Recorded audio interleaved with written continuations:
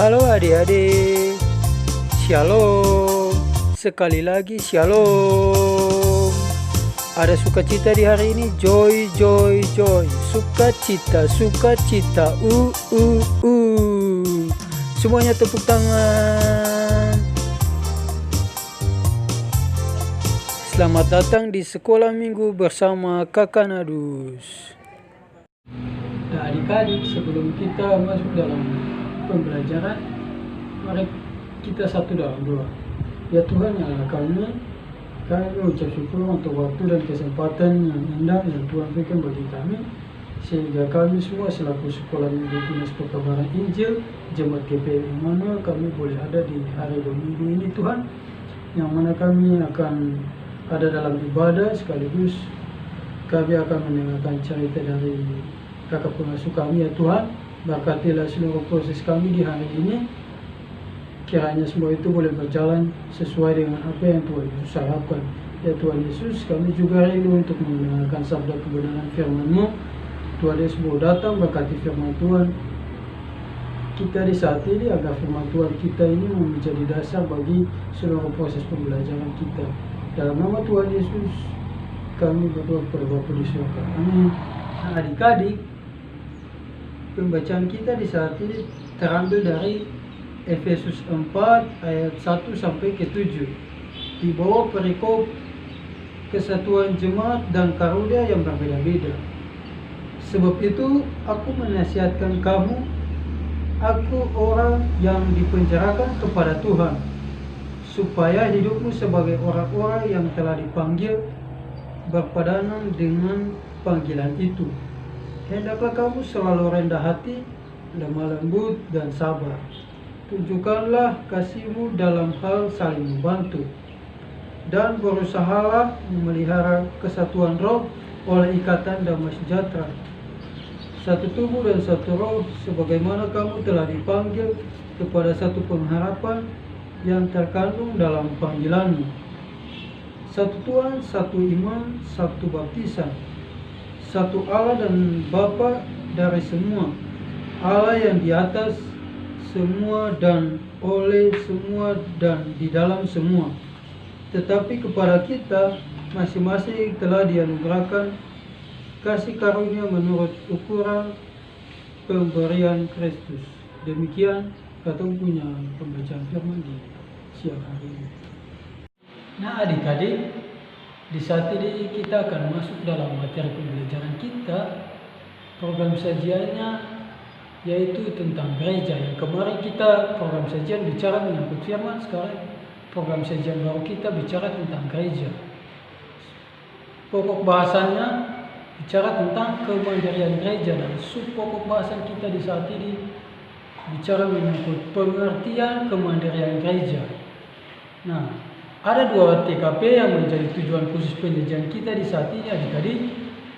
Yang pertama, menjelaskan arti kemandirian, dan yang kedua, menjelaskan arti kemandirian gereja. Nah, adik-adik, bicara tentang kemandirian, berarti kita tahu bahwa kata kemandirian itu berasal dari kata mandiri. Nah, mandiri ini adalah keadaan yang dapat berdiri sendiri. Nah, kalau yang biasa kita sebut itu berdikari.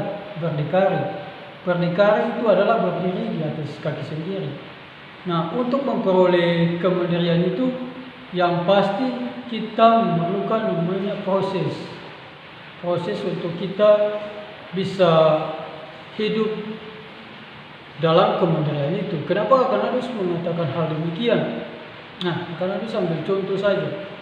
Bicara tentang kemandirian, bisa saja kita lihat pada kedua orang tua kita. Misalnya Kakak Nadus kasih contoh, kedua orang tua kita sekarang mereka bisa dikatakan sebagai orang yang hidup dalam kemandirian itu. Tetapi untuk mencapai kemandirian itu, yang tadi Kakak Nadus bilang, semua memerlukan proses. Prosesnya itu dengan caranya gini adik-adik. Mereka ada dalam dunia pendidikan, di mana mereka melakukan tahap-tahap dari tahap persekolahan sampai perkuliahan dan memperoleh pekerjaan. Nah, artinya dengan pekerjaan itu mereka sudah mapan, sudah hidup mandiri dan tidak tergantung lagi pada orang tua mereka.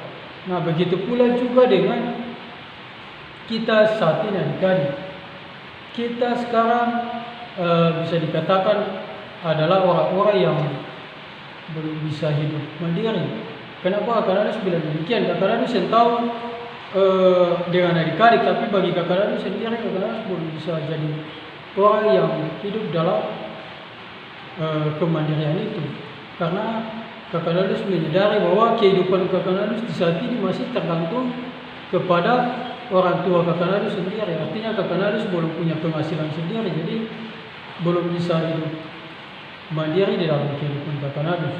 Tetapi semua itu memerlukan proses. Prosesnya itu adik-adik, kita belajar dari hal-hal yang kecil saja. Misalnya ketika ada dalam kehidupan keluarga, kita bangun pagi, bisakah kita menyimpan tempat tidur, ataukah membantu membereskan halaman rumah dan sebagainya.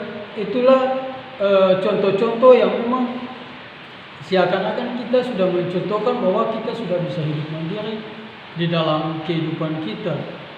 Nah, itu mungkin adik-adik. Sekarang kita akan masuk pada TKP yang kedua, menjelaskan tentang arti kemandirian gereja.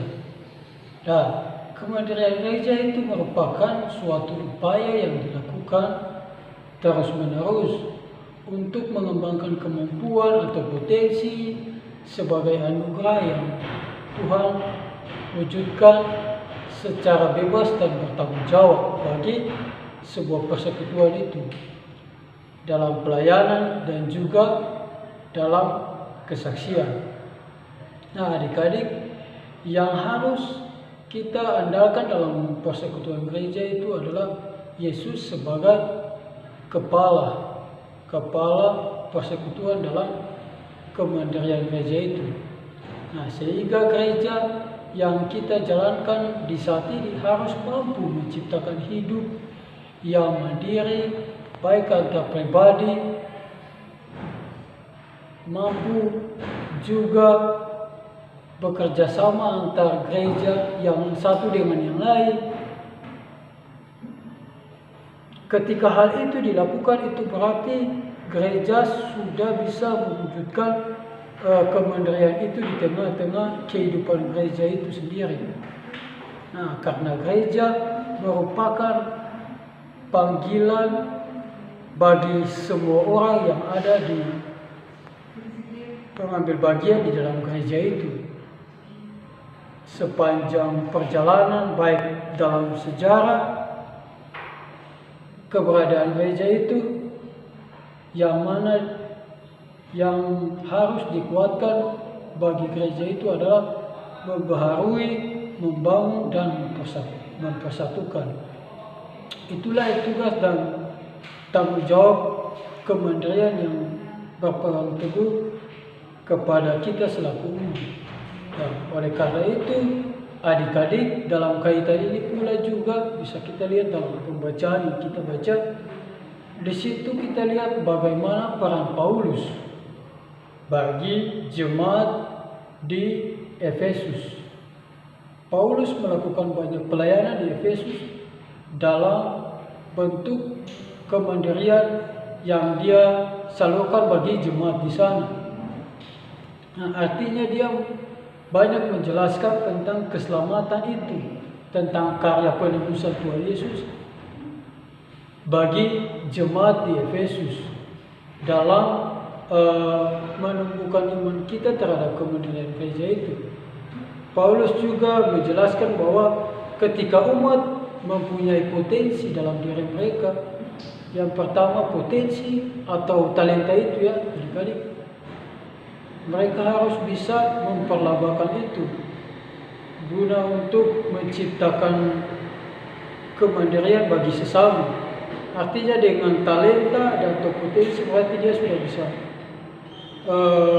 menyalurkan kemandirian itu bagi sesama. Misalnya ketika ditugaskan untuk memberikan pujian yang dia nyanyikan. Berarti lewat pujiannya itu dia sudah bukan kementerian bagi warga jemaat di sana, sehingga mereka tersentuh dengan apa yang dia sampaikan lewat nyanyian pujian yang dia nyanyikan.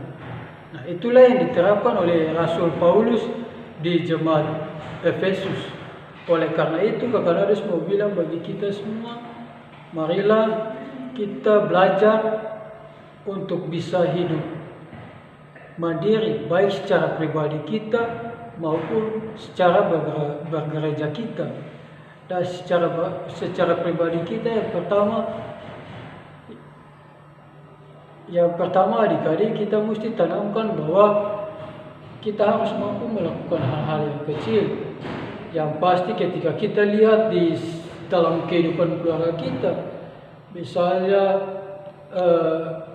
bangun tidur kita harus bisa menyempat tempat tidur, kita harus bisa membersihkan halaman rumah. Pokoknya apapun yang kita anggap kita mampu untuk mengerjakan itu haruslah kita kerjakan, karena itu bagian juga dengan kehidupan mandiri kita. Begitu pula juga dengan kemandirian gereja itu, adik-adik. Jadi kemandirian gereja itu perlu kita lakukan dalam wujud pelayanan kita sehari-hari. Misalnya ketika kita punya talenta untuk berjanji, marilah kita perlabakan itu demi dan untuk tugas panggilan kita di gereja. Misalnya kita perlabakan itu untuk mengisi pujian di gereja. Itu juga bagian dari tugas kita dalam membangun kementerian gereja itu. Nah, mungkin itu saja beberapa contoh yang bisa Kakak Lalu sampaikan lewat kedua TKP yang sudah Kakak Lalu bawakan bagi kita di hari ini. Kiranya apa yang Kakak Lalu sampaikan di hari ini dapat kita pahami serta dapat kita memperlakukan segala sesuatu yang baik demi dan untuk kehidupan kita secara baik pribadi maupun keluarga. Nah, adik-adik, materi kita sampai di sini ya. Sebelum menutup pembelajaran kita di hari ini, mari kita satu dalam doa. Ya Tuhan, terima kasih karena kami selaku anak-anak-Mu sudah boleh berproses di hari Minggu ini Tuhan Yesus dalam pembelajaran yang sudah diberikan oleh kakak pengasuh kami ya Tuhan. Apapun yang sudah kami dapatkan di hari ini, kiranya semua itu mau menjadi berkat sukacita bagi kami semua. Dan sebelum kami semua berpisah, kami mohon berkat daripada-Mu, kiranya kasih karunia dari Allah Bapa, dari Tuhan kita Yesus Kristus, dengan tuntunan dan perantaraan doa Allah yang suci dan kudus, mau tetap menjaga kami semua di siang hari ini terus kekal dan sampai selama-lamanya. Amin. Ya adik-adik, sampai ketemu kembali. Shalom.